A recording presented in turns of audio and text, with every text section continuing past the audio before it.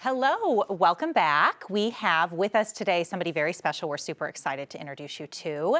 Tara Rynders, an ER nurse, star of a one-woman show called A Nurse is Calling. That show will be at DU's Newman Center next weekend. But before that, we want to pick your brain and tell us all about this. Seems like such an interesting concept.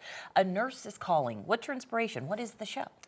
The inspiration behind the show is the many, many years, 20 plus years that I've been a nurse, caring for other people, and also as an ER nurse, the stories that I've accumulated over the years, all the things that I've seen, and as well as my own personal experience caring for family members who've either passed or who needed care throughout the years. You could probably write a book about what you've seen as a nurse. It's happening.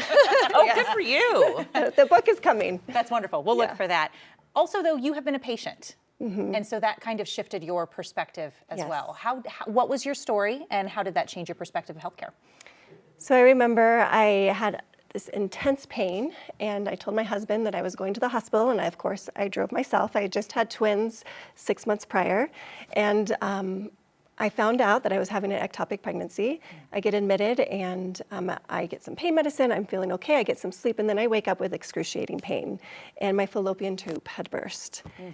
And I pass out. I completely pass out. I could still hear everything that was happening, but everyone's swirling in my room. My nurse comes over in the midst of that. She holds my hand and she says, "I'm here and you're gonna be okay." And something that's interesting about the moment and why I do the work that I do is my first reaction was to pull away, was to not have her care for me. I wanted to stand up and say, "I'm strong, I got this, I don't need your help."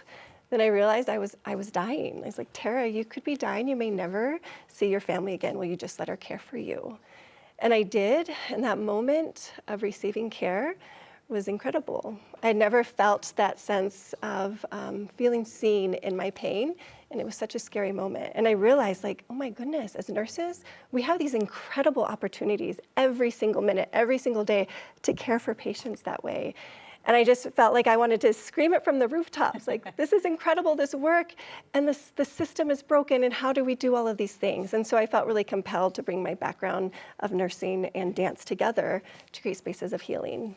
What an incredible experience for you to have to be on the other side of it for so many years, and you find yourself being a patient and having to, that's incredible. Yeah, absolutely. And so now you are on the stage. Talk to me about a one-woman show. That seems like such a task to take on, and you're immersing yourself. It's a personal experience too, because these are your personal experiences. Yeah. What is this like? In many ways, it feels like a lot, but that this work has been happening for a long time. I've been writing my stories because I've always processed what I've gone through writing. So the stories have been written and rewritten many times, and I've been a dancer my whole life. So that background is there. I've got my master's in dance while I was nursing at the same time. Dance has always been a space of healing for me.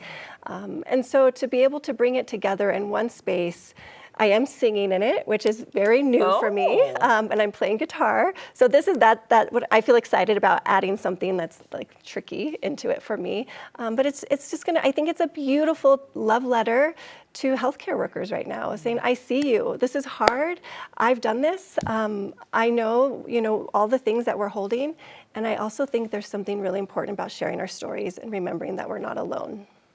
I remember during the pandemic, what was already known to healthcare became very clear to the rest of us. How hard you guys work, how burnt out you can be, how tough it is. And we saw a lot of people get out of the business. Yeah. What are you telling nurses who are feeling burnout? Is there any strategies, or is it just a solidarity message?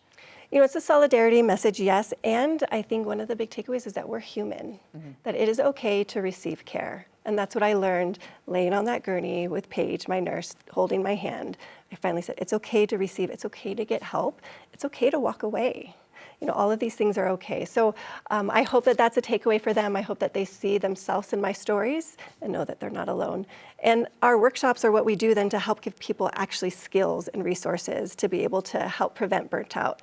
And one of the big things we say is tell the truth about what you're feeling and what you need, and be a human. It's okay to be a little messy.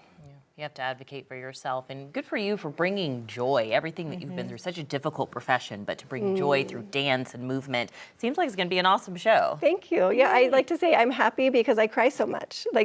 When we grieve, the depths we allow ourselves to grieve are the depths we allow ourselves to experience joy. That's awesome. That's real. Wow.